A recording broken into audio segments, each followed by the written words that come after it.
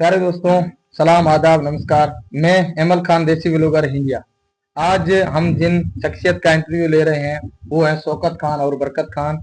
दोनों सगे भाई हैं जो बाड़मेर जिले की रामसर तहसील के छोटे से गांव लद्दे का पार के रहने वाले हैं, जिन्होंने हाल ही में राजस्थान लोक सेवा आयोग द्वारा आयोजित कॉलेज सहायक आचार्य यानी कि एपी असिस्टेंट प्रोफेसर भर्ती परीक्षा में उर्दू विषय में बड़े भाई शौकत खान का पूरे राजस्थान में चौथी रैंक के साथ और छोटे भाई बरकत खान का 5वीं रैंक के साथ चयन हुआ है। सबसे पहले इन दोनों भाइयों को राजस्थान की सबसे बड़ी भर्ती परीक्षा में सिलेक्शन होने पर दिल की गहराइयों से मुबारक और उज्जवल भविष्य की शुभकामनाएं देते हैं। ये दोनों नायाब हीरे जिनकी सफलता की क्या कहानी है, कैसे पहुंचे इस मुकाम पर, आप दोनों भाइयों का स्वागत है आज के इस पॉडकास्ट में। बहुत बहुत धन्यवाद। सबसे पहले मैं बाड़मेर की माटी को, इस हिंदुस्तान की माटी को सलाम देना चाहूँगा, जहाँ पे हमारा जन्म हुआ, जहाँ पे हमारी परवरिश हुई, फिर बाद में पढ़ लिख कर इस मुकाम पर पहुंचे। इसलिए इस माटी को, हिंदुस्तान की माटी को मैं सलाम देना चाहूँगा। उसके बाद आप अपना कीमती समय निकाल कर हमारे पास आए, यहाँ तशरीफ लाए, इसके लिए आपका बहुत बहुत शुक्रिया। फिर आपके इस चैनल के माध्यम से उन तमाम लोगों का शुक्रिया अदा करना चाहूँगा जिन्होंने हम दोनों भाइयों को प्रत्यक्ष अप्रत्यक्ष रूप से बधाई संदेश दी, मुबारकबाद पेश की। उन तमाम लोगों का दिल की गहराइयों से शुक्रिया अदा करना चाहेंगे। आप दोनों भाई प्रोफेसर बने हो, कैसा महसूस हो रहा है आप दोनों को? जाहिर सी बात है, खुशी तो होगी, क्योंकि इतनी बड़ी राजस्थान की सबसे बड़ी सीधी भर्ती के अंदर सिलेक्शन हुआ है, चयन हुआ है, तो खुशी का तो कोई ठिकाना नहीं है। पूरे इलाके के अंदर, पूरे क्षेत्रवासियों में, पूरे समाज के अंदर खुशी का माहौल है, पूरा समाज खुश है। बरकत भाई, आप भी बताइए। जी, सबसे पहले आपका और आपकी टीम का धन्यवाद जो हमारे छोटे से गांव में आप तहसील आए। सबसे पहले तो खुशी की बात है, जिस इलाके में मतलब आपको टीचर या कम लोग सदस्य देखने को मिलते हैं, उस इलाके में जहाँ पे बुनियादी सुविधाएं कह सकते हैं, पानी की, लाइट की, जो चीज मैसर नहीं हो लोगों को, उस इलाके में असिस्टेंट प्रोफेसर जो लेवल 15 की भर्ती में सीधे भर्ती से चयन हुए एक छोटे से गांव में, तो मेरे हिसाब से तो हमारे को तो क्या, पूरे इलाके गर्व की बात है। जी जी बिल्कुल। एक आपके जानकारी के लिए बता दूं कि बाड़मेर जिले में मुस्लिम समुदाय जो है, मुस्लिम समाज जो है, उसकी 6 लाख के आसपास आबादी है, 6 लाख की जनसंख्या है। उस 6 लाख की जनसंख्या में हम दोनों भाइयों ने पहली बार असिस्टेंट प्रोफेसर बन के असिस्टेंट प्रोफेसरी का खाता खोला है, तो पूरे समाज के अंदर खुशी का माहौल है, पूरा समाज हमारे ऊपर गर्व महसूस कर रहा है। जी जरूर। आप अपनी सफलता का श्रेय सबसे पहले शौकत भाई किसको देना चाहोगे? जाहिर सी बात है, सबसे पहले सफलता का जो हक है इसके ऊपर, वो मेरे माँ बाप का है, जिन्होंने अपने खून पसीने से खेती करके, मजदूरी करके हम दोनों भाइयों को पढ़ाया और आज हम इस मुकाम तक पहुंचे। उसके बाद मेरे दादाजी जो ईमानदारी के साथ, नेक नीति के साथ नमाज पढ़ते रहते थे और हमें दुआएं देते थे, उनके ऊपर, हमारे ऊपर दादाजी की जो दुआएं हमेशा रही, तो उनके ऊपर उनका ही हक है। उसके बाद मेरे जो भाई हैं, बड़े भाई साहब रमजान खान, जिनका मार्गदर्शन, जिनका गाइडेंस हमेशा हमारे साथ रहा, तो हमारी सफलता में इनका भी बहुत बड़ा हाथ है। उसके बाद मेरे बड़े भाई अयूब खान और शेरू खान, जिन्होंने अपनी खुद की पढ़ाई छोड़ के हम दोनों भाइयों को पढ़ाया और आज इस मुकाम तक पहुंचाया, तो उनके जो एहसान है वो हम ताउम्र कभी नहीं भूल पाएंगे। उसके बाद हमारे जो प्राइमरी के जो गुरुजी है, श्री रामावतर जी, जिन्होंने हमको ASNR क गड़े सब सिखाया, तो इस सफलता के ऊपर हमारे प्राइमरी के जो गुरुजी है उनका भी बहुत बड़ा हक है, अधिकार है। उसके बाद मेरे दूर के जो चाचा जी है मौली सुमार, जो हमारे को पोखरण ले गए, वहां से जो पढ़ाया, वहीं जाके उर्दू हमने ली, तो उनका भी हमारे ऊपर हक है। उसके बाद पोखरण में ऐसे कई टीचर मिले, जिनमें इसाक जी, साले मोमन जी और एक मेरे प्रिय शिक्षक थे विष्णु कुमार छंगाने जी, उनका भी इस सफलता के ऊपर बड़ा हक है। उसके बाद जब मैं तैयारी के लिए बाड़मेर आया, तो बाड़मेर में हाजी रोशन मास्टर, जो अभी रिटायर्ड व्याख्याता हैं, जो देतानी के रहने वाले हैं, उन्हीं के मकान के अंदर हम रह के पढ़ाई की। 2 साल मैंने पढ़ाई की, 5 साल बरकत रहा, तो एक भी किराया हमसे नहीं लिया। तो इस सफलता में उनका भी कहीं ना कहीं हाथ है।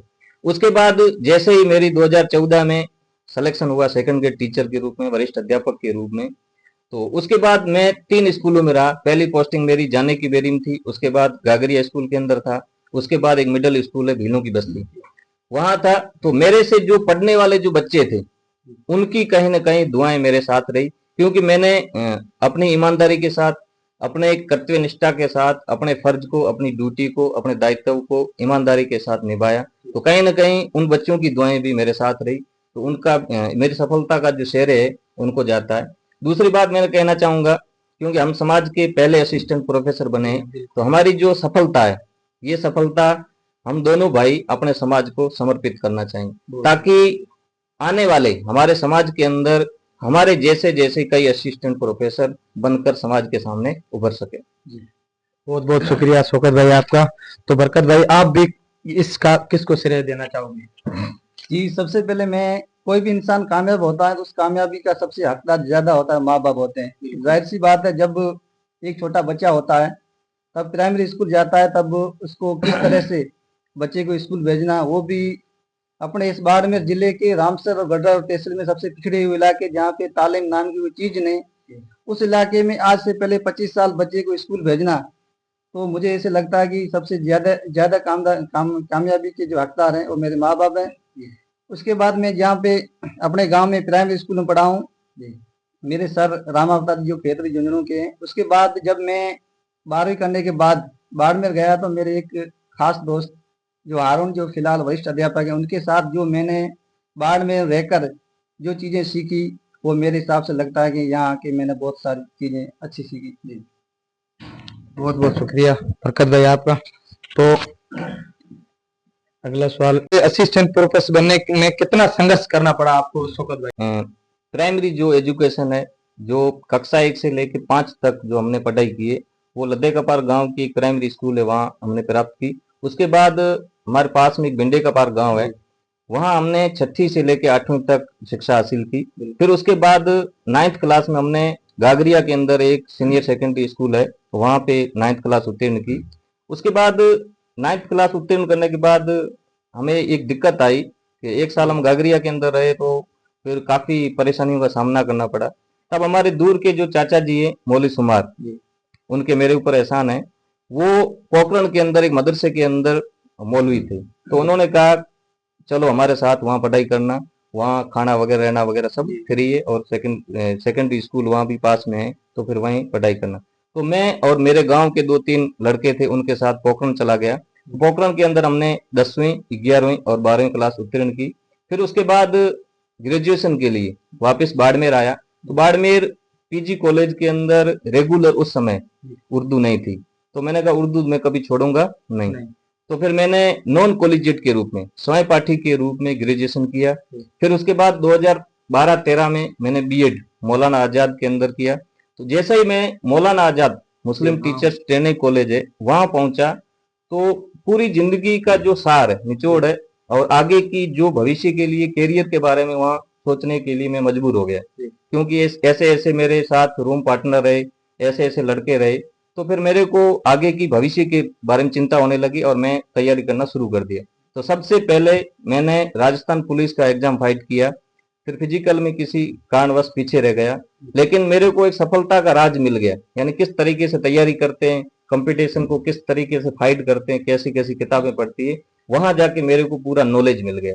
फिर मैंने 2013 के अंदर बीएड करके फिर सेकंड ग्रेड की तैयारी शुरू कर दी, वरिष्ठ अध्यापक। तो 2014 के अंदर मेरा वरिष्ठ अध्यापक के रूप में चयन हुआ, 21 साल की उम्र के अंदर। फिर उसके बाद 2014 से लेके 2020 तक मैंने पढ़ाई बिल्कुल छोड़ दी थी किसी कारणवश। फिर 2020 के अंदर कुछ ऐसी समस्या आई। तो कारण क्या था, आप बता सकते हो किस कारणवश आपने वो पढ़ाई छोड़ी थी? पढ़ाई क्या है, उस समय सेकंड ग्रेड में सिलेक्शन हो गया, आस पड़ोस के अंदर कोई सेकंड ग्रेड टीचर था नहीं, तो अपने आप को एक तरीके से राजा बन गए, मतलब इस तरीके से फीलिंग आई। लेकिन 2020 के अंदर मेरी जीवन के अंदर, जिंदगी के अंदर ऐसे उतार चढ़ाव आए, ऐसी परिस्थितियां आई, ऐसा बुरा वक्त आया, तो फिर मजबूरी बस मैंने गांव छोड़ना पड़ा मेरे को। फिर मैं बाड़मेर चला गया, कुछ समय के लिए बाड़मेर रहा। फिर उसके बाद घाघरिया के अंदर कमरा लेके रहा।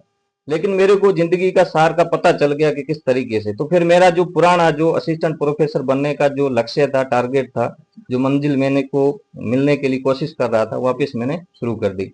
फिर बाद में 2020 में मेरे पिताजी का भी इंतकाल हो गया, तो फिर कहीं ना कहीं मेरे को वापस वो सपना, पुराना जो सपना था, वो जीवित हो गया। अपने यहाँ मारवाड़ी में कहते हैं जैसे किसी की बुरट लगे हाँ तो बुरट जी को सिली हुआ थी, जी, सिली निकाले रही पछे हुए बाद हुए में चुभन थोड़ी देर चुभन होती रहती, यानी वो खटको भीटो रहे। तो कहीं ना कहीं मेरे अंदर भी वो सपना जीवित होने लगा वापस। तो फिर माने मैंने वापस तैयारी शुरू की, और 2020 से लेके 2025 अभी जो 22 जनवरी को मेरा इंटरव्यू था, तब तक मैंने पढ़ाई बिल्कुल छोड़ी नहीं। सोशल मीडिया बिल्कुल बंद कर दिया, चाहे फेसबुक हो, चाहे इंस्टाग्राम हो, चाहे ट्विटर वो हो, तो कोई बिल्कुल भी पूर्ण रूप से बंद कर दिया। व्हाट्सएप इसलिए चालू रखा क्योंकि जो मैं एक सरकारी शिक्षक हूँ, तो उसके लिए डाक वगैरह या बनानी पड़ती है, कोई सूचना प्रेषित करनी पड़ती है, उसके लिए व्हाट्सएप मेरा चालू था। बाकी सोशल मीडिया पूरा बिल्कुल बंद था। तो इस तरीके से मेरी सफलता वापस आने लगी, और 2022 के अंदर मैंने नेट की, और 2023 के अंदर मैंने राजस्थान सेट किया। फिर उसके बाद 2024 के अंदर वापस दोबारा मैंने नेट की, और 2025 में असिस्टेंट प्रोफेसर बना। माशाल्लाह दोस्तों, क्या बात है भाई की, भाई ने बहुत संघर्ष किए, तो आपका बहुत बहुत शुक्रिया। बरकत भाई, आप भी बताओ, आपने क्या क्या संघर्ष किए, कितनी मुसीबतें झेली है सब। जी सर, सबसे पहले मैंने 5वीं तो मेरे गांव से की। उसके बाद मैंने 6ठी से लेकर 8वीं तक, जो अपने पास में भिंडे के बाद पड़ता है, इसमें 3.5 किलोमीटर पैदल जाना, पैदल आना। उसके बाद मैंने क्लास 9 और 10 जो गागरी स्टेशन, जो अपने गांव से लगभग 20 किलोमीटर दूर पड़ता है, वहां से सुबह बस से आना, सुबह जाना। मैं यहाँ पे एक और बात ऐड करना चाहता हूँ। लगभग 2009-10 की बात है, जब अपने यहाँ से जय भवानी बस करके यहाँ से निकलते थे, तो मैं उन बस का भी शुक्रिया अदा करता हूँ। वहाँ पे एक उनके मालिक थे जगमाल सिंह जी, उनका भी मैं यहाँ पे शुक्रिया अदा करना चाहता हूँ कि क्लास 9, 10, 11, 12 में 4 साल तक उसने एक भी किराया नहीं लिया। इसलिए नहीं कि ये बच्चे आगे जाके पढ़ लिख के अपने परिवार का, गांव का नाम रोशन करेंगे। उसके बाद मैंने 11वीं और 12वीं रामसर से की, जो सुबह बस से जाना और शाम को आना। आप अंदाजा लगा सकते हैं तहसील स्तर पे 32 किलोमीटर जाना और 32 किलोमीटर आना, किस तरह से समस्याएं आई होगी। उसके बाद मैंने 2013 में बाढ़ में रहने लगा। वहाँ पे मैंने बीए करने के बाद में मौलाना आज़ाद 2 साल की बीएड करने गया। वहाँ पे 2 साल वहाँ जाने के बाद ये महसूस हुआ कि नौकरी क्या होती है, कैसे लगते हैं, वहाँ बहुत सीखने को मिला। उसके बाद जिस तरह बीएड पूरी होते ही मेरे मतलब रीट आई थी 2018 में, उसमें मेरा सिलेक्शन हो गया। उसके बाद मेरी ज्वाइनिंग बूंदी जिले में हो गई। बूंदी जिले में होने के बाद एक गांव से दूर इतना फिर ये महसूस होने लगा कि यहाँ पे रहने से अपने रह तो रह रहे हैं, फिर यहाँ पे आगे कुछ तैयारी करें तो अच्छा है। फिर मैंने 2020 में एमए की। एमए करने के बाद एमए सेकेंड ईयर जब मेरी थी, तब मैंने कॉलेज लेक्चर का फॉर्म भर दिया था। फिर तैयारी की। उस 2020 में मेरा सिलेक्शन हो गया इंटरव्यू के लिए। मैं आपको बताना चाहूँगा 2020 में उर्दू विषय में इंटरव्यू जो कॉल हुई थी, वो जोधपुर जिले में एकमात्र में था। उसके बाद मैंने नेट 3 बार की। नेट जो नेशनल रिव्यू टेस्ट होता है, जो उर्दू विषय में, जो अपने इस इलाके के लोगों का कंप्यूटर सीधा जम्मू कश्मीर, पश्चिम बंगाल, बिहार, यूपी वालों से होता है। यहाँ की बच्चों की जो बेसिक होती है उर्दू, वो कमजोर होती है। अपने तो बीए में या एमए में उर्दू लेते हैं, क्लास 9, 10 में कहाँ होती है उर्दू। उन बच्चों से कंप्यूटर से होना, वो भी जो बच्चों की एक बार नेट नहीं होती है, मैंने 1 नहीं, 2 नहीं, 3 बार नेट की, वो भी अच्छे नंबरों से। उसके बाद सेट एग्जाम 2023 में हुआ था। सेट एग्जाम में मैंने ऑल राजस्थान में सेकंड टॉपर किया था। उसमें मैं आपको ये बताना चाहूंगा, उर्दू विषय में 100 सवाल आते, उसमें मेरे 97 सवाल आप सही हुए थे। उसके बाद मेरी तैयारी लगातार चालू थी। 2020 में मैंने जब कॉलेज लेक्चर का इंटरव्यू देने आया था, उसमें मेरा सिलेक्शन नहीं हुआ किसी कारणवश, क्योंकि गाइडेंस देने वाला नहीं था। फिर मैंने ये ऐड लिया। जब पेपर दिया, पता चल गया ट्यूशन कहाँ से आते, क्या अपने क्या चीज पढ़ रहे हैं। उसके बाद मैं तमाम सोशल मीडिया, तमाम तरीके की, जिसमें फेसबुक वगैरह सब डिलीट करके मार्च 2020 में ये ऐड कर लिया, जब तक मैं असिस्टेंट प्रोफेसर नहीं बनता हूँ, जब तक मेरे लिए सब चीजें बेकार है। मैं या तो मैं असिस्टेंट प्रोफेसर बन गया तो मेरी जिंदगी गुजार है, नहीं तो ऐसे ही मैं गुजारूंगा। यही यही छोड़ के चले मैं गया था। उसके बाद 2024 में मैंने एग्जाम दिया। एग्जाम अच्छा हो गया, फिर इंटरव्यू अच्छा हो गया, फिर मेरा सिलेक्शन हो गया। बहुत शुक्रिया आपका, बहुत माशाल्लाह, ये तो बहुत अच्छी बात कही आपने। तो बरकत भाई, क्या कारण रहा आप प्रोफेसर असिस्टेंट बने? जी, मेरा दिलचस्प कारण है, जब मैं बीए सेकेंड ईयर बानवेर शहर के अंदर जब रहता था, प्राइवेट मेरी बीए थी, उस वक्त क्या हुआ कि मेरे पास में कोई एक बच्चा था, वो अपने गांव में एक्टिव था, सोशल एक्टिव है, समाज के कामों में आना जाना। तो वो अपने गांव का एक कमेटी का सदर बना, तो उसने अपने नाम की एक मोहर छपा ली। मोहर छपा ली तो मैंने सोचा, उसको पूछा सबसे पहले ये कितने की बनती है, उसने 20 रुपए की। मैंने 20 रुपए मोहर बनती है, इससे बढ़िया क्या काम हो सकता है। फिर मैं गया रेलवे स्टेशन के पास एक दुकान थी, उसमें मोहर बना ली। मोहर बना के वापस आ गया, तो वहां पे हमारी किताब है, तो उसकी किताब के ऊपर मोहर लगा ली। वहां पे लिखा हुआ बरकत खान समय जल देगा पर ऐसा कुछ। तो वो किताब में एक दिन घर लेके आ गया। तो उस वक्त क्या शौकत भाई मतलब बीएड मौलाना से कर रहे थे, तो उनको पूरी जानकारी दी क्या दीजिए क्या नहीं है। तो फिर उसने मोहर देखी, तो उसने यही कहा कि लेक्चर बड़े और हमें मोहर की जरूरत है। हमारे अपने तब वाले थोड़ा है। जब 2014 में बच्चा जब 14 में बच्चा पढ़ने वाला, जिसकी बैकग्राउंड कुछ नहीं हो शिक्षा के बारे में, तो उसको लेक्चर की एबीसीडी का पता नहीं होता है, लेक्चर क्या होता है।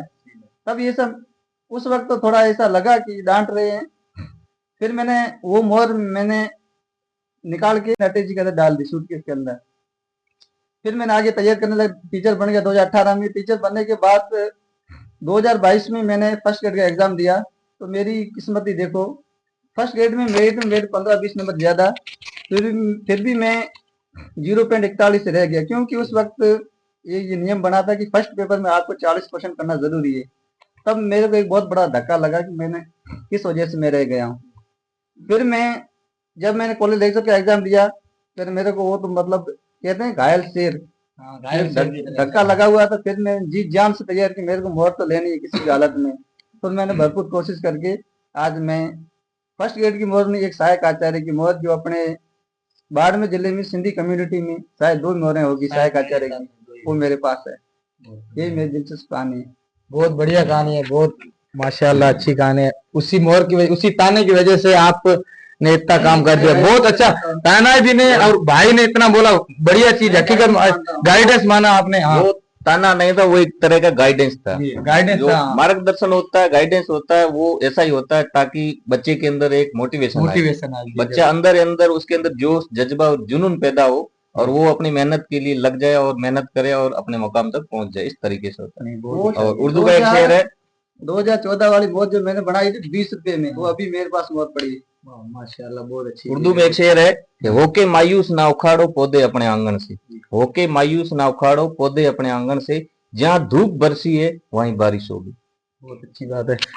तो शौकत भाई, ये तो थी बरकत भाई की कहानी। तो आप भी अपनी कहानी बता सकते हो कि असिस्टेंट प्रोफेसर तक आप कैसे पहुंचे? सबसे पहले मैं जब 11वीं क्लास में 2008 में पढ़ता था, तब जैसलमेर के अंदर एक मेहराब खान करके एक नाम का एक लड़का कॉलेज व्याख्याता बना था, असिस्टेंट प्रोफेसर बना था। उसका नाम सुन के मेरे मन के अंदर एक तरीके से जोश जागा, तमन्ना जागी कि मैं भी बड़ा होके एक असिस्टेंट प्रोफेसर बनूंगा। लेकिन बनते कैसे हैं, किस तरीके से बनते हैं, कौन सी किताबें पढ़ते हैं, कौन सी उनके लिए एबिलिटी होती है, योग्यता होती है, वो बिल्कुल भी मेरे को पता नहीं था। एक दिन क्लास के अंदर क्लास टीचर ने कोई ऐसा फॉर्म लाए, फॉर्म के अंदर अपनी जो बेसिक जानकारी है वो लिखनी थी, और क्या आपका टारगेट क्या, लक्ष्य क्या, क्या बनना है। तब मैंने उसके अंदर लिख दिया प्रोफेसर। फिर उस सर ने कहा प्रोफेसर होता क्या, लेकिन मेरे को कोई पता नहीं था। तो फिर सर ने भी मोटिवेट किया कि एक दिन बन के दिखाना, तब देखेंगे। तो उनका भी, गुरुजनों का भी मैं अभी यहाँ शुक्रिया अदा करना चाहूंगा। तो उस दिन के अंदर मेरे अंदर एक फीलिंग से आई और एक जोश जागा कि मैं भी एक दिन बड़ा होकर असिस्टेंट प्रोफेसर बनूंगा। तो 2008 के अंदर, जो आज से 17 साल पहले एक सपना देखा था, वो 2025 के अंदर साकार होगा। तो मैं अपने आप को खुशनसीब भी मानता हूँ, और उसके पीछे भी कई मेहनत है, संघर्ष है, उसको भी मैं अच्छी तरह से अपने करियर के बारे में मानता हूँ। सही। बहुत बहुत शुक्रिया शौकत भाई आपका। अल्लाह करे आप और इससे ऊंची पोस्टों पर काम करो। तो शौकत भाई, आपने ये कंपटीशन की तैयारी कहाँ पर की, कितनी मेहनत करनी पड़ी, कितना टाइम दिया आपने? 2020 से मेरी कंटिन्यू तैयारी अभी तक चालू है। उस वक्त मैं गागरिया स्कूल के अंदर पोस्टेड था। तब किशन लाल जी और आत्माराम जी सांखला नाम करके दो मेरे स्टाफ साथी थे, उनका उस समय नेट हुआ था। फिर उसके बाद आत्माराम जी सांखला थे, उनका तो कॉलेज लेक्चर में इंटरव्यू हुआ था, और छोटे भाई बरकत का भी इंटरव्यू कॉल हुआ था। तो मेरे अंदर अपने आप एक जोश जगा। तो इन दोनों से, तीनों से मैं प्रेरित हुआ कि मैं भी असिस्टेंट प्रोफेसर बन कुछ सकता हूँ, करूंगा कि हमारे साथ में बैठने वाले उठने बैठने वाले भी इतनी तैयारी कर रहे हैं, उनका इंटरव्यू कॉल हो रहा है, ताकि मैं भी तैयारी करूंगा तो मेरा भी हो जाएगा। और मेरा पुराना सपना वो था ही, तो वापिस वो जगह। तो 2020 में मैंने तैयारी शुरू की, और उस वक्त मैं गागरिया के अंदर ही रहता था, बाजार के अंदर ही। तो 12 बाई 12 के कमरे के अंदर, उसी कमरे के अंदर मेरी मिसेज रहती थी, मेरी बच्ची रहती थी, उसी कमरे के अंदर रसोई थी, उसी कमरे के अंदर मैं पढ़ाई करता था।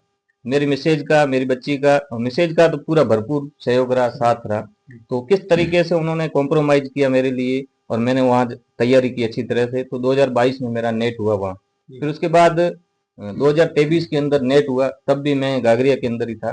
फिर उसके बाद मेरी गागरिया स्कूल से ट्रांसफर हो गई राजकीय उच्च प्राथमिक विद्यालय भीलों की बस्ती मैकनकाबाद।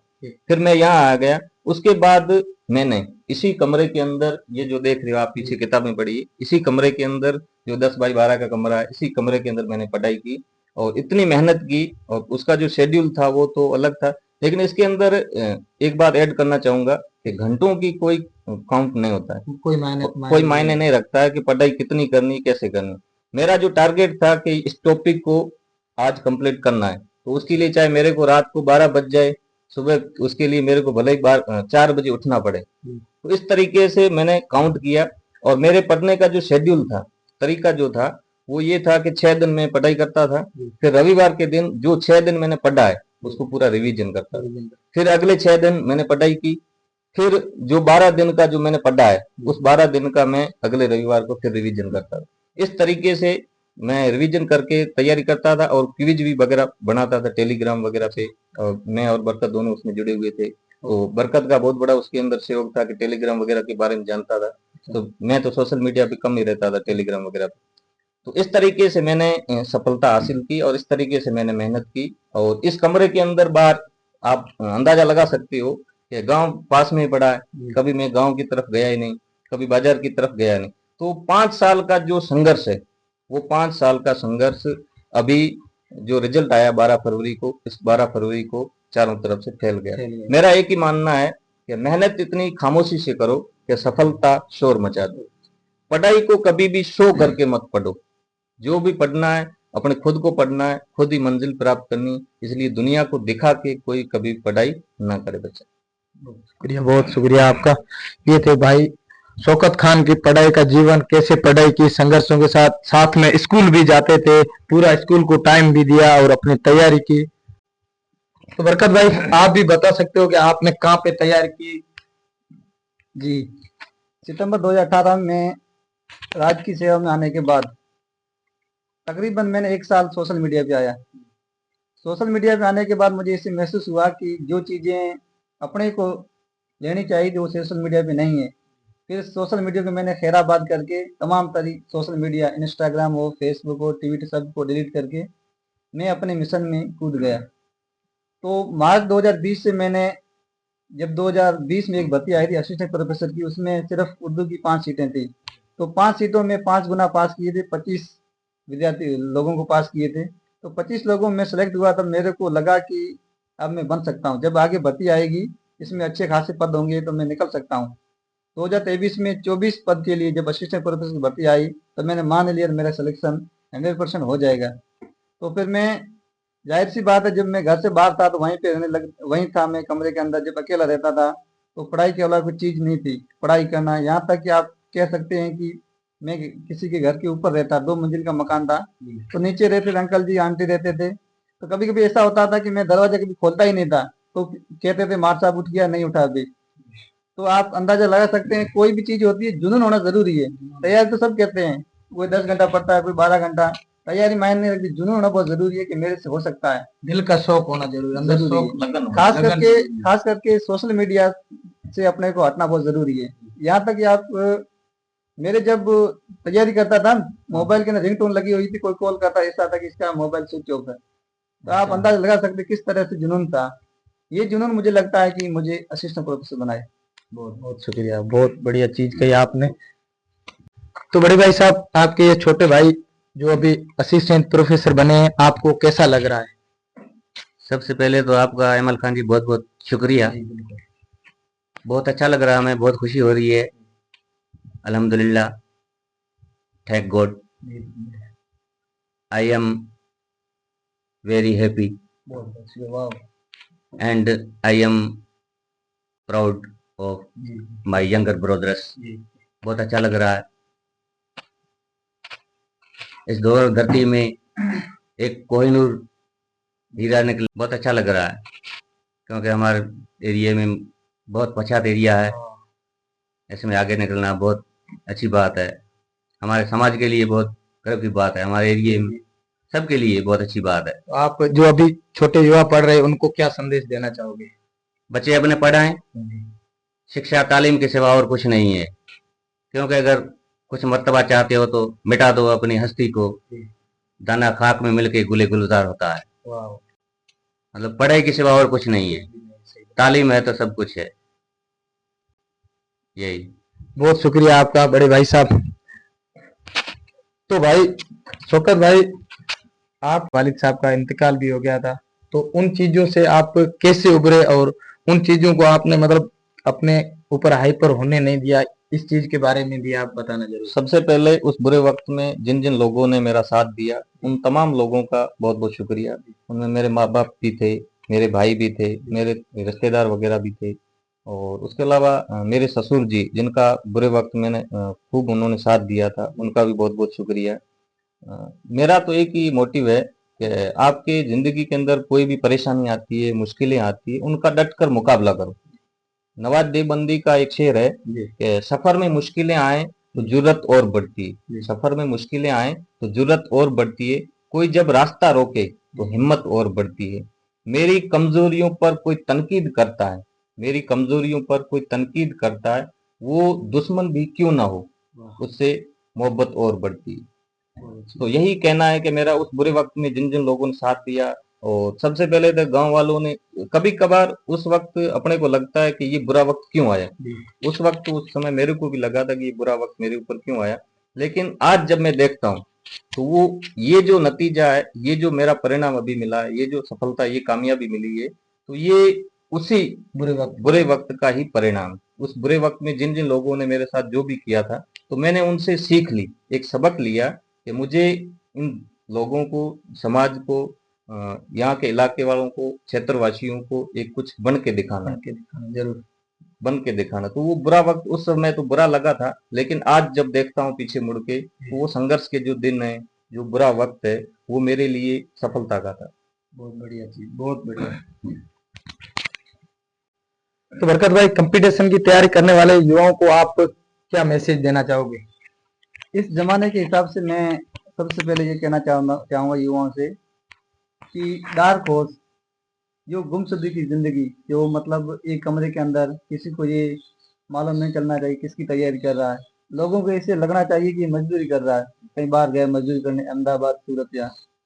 तो सोशल मीडिया पे अपने डिस्कनेक्ट होना चाहिए। सोशल मीडिया में तमाम तरह के स्टेटस आ गए और फेसबुक आ गई, इसमें आदमी को दर्द करना जरूरी है। अगर ये करेंगे तो कामयाबी जरूर मिलेगी।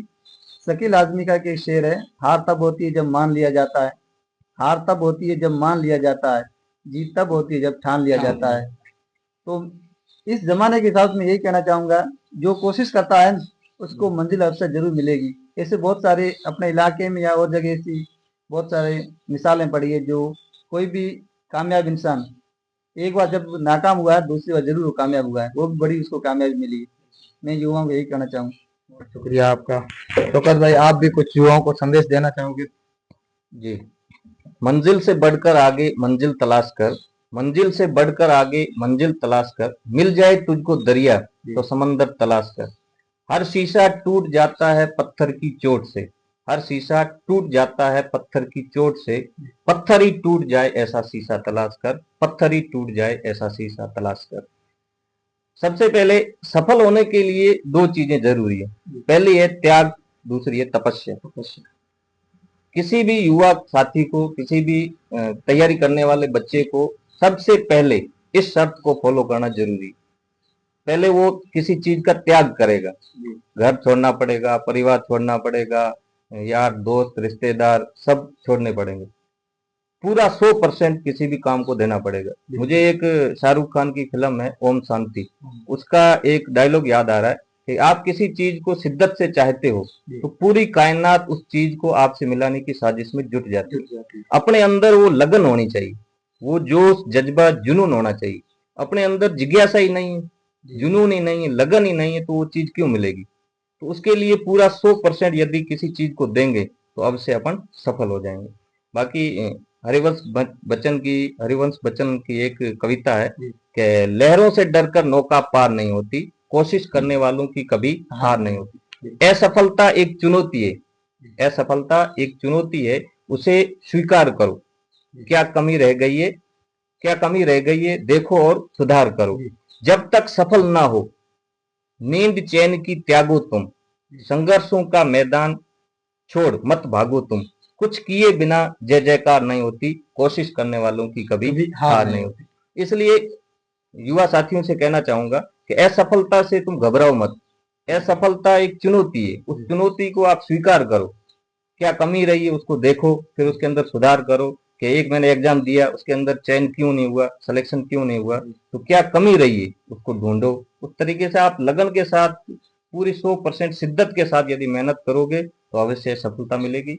जिस तरीके से जो संघर्ष लोग करते हैं, तो संघर्ष में आदमी अकेला ही होता है, जब सफल हो जाता है यानी असफलता अनाथ होती है और सफलता के 1000 बाप होते हैं। तो सफल होने के बाद सभी लोग आ जाते हैं, लेकिन संघर्ष के अंदर, असफलता के अंदर आदमी हारा हुआ रहता है। वो जब हारा हुआ व्यक्ति, असफल व्यक्ति जब अपनी गली के अंदर गुजरता है तो उसके ऊपर कुत्ते भी भौंकते हैं। और वही व्यक्ति यदि सफल होके जीत कर विजय प्राप्त करके कामयाब होके उसी गली के अंदर गुजरता है तो उस गली का जो शेर होता है वो भी उसको सलाम करता है। बिल्कुल सही बात। तो सभी युवा साथियों को, तैयारी करने वालों को यही मेरा मैसेज है, पैगाम है, संदेश है कि आप 100% शिद्दत के साथ मेहनत करो, अवश्य कामयाबी मिलेगी।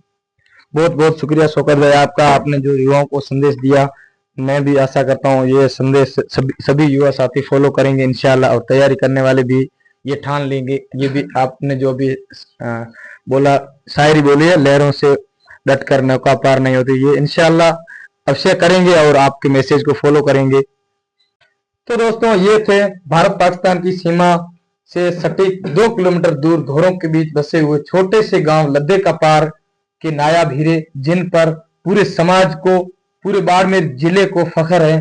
मुझे उम्मीद है कि इन 2 कोहिनूरों की संघर्ष की दास्तान सुनकर कंपटीशन की तैयारी करने वाले सभी युवा साथी मोटिवेट होंगे और इनसे सीख लेंगे। तो ऐसे युवा साथियों को मैं सलाम करता हूं दिल से कि आपकी तैयारी का जो आपने मुझे दास्तान सुनाई, आपका बहुत बहुत शुक्रिया। तो मिलते हैं अगले ऐसे पॉडकास्ट में, तब तक के लिए खुदा हाफिज।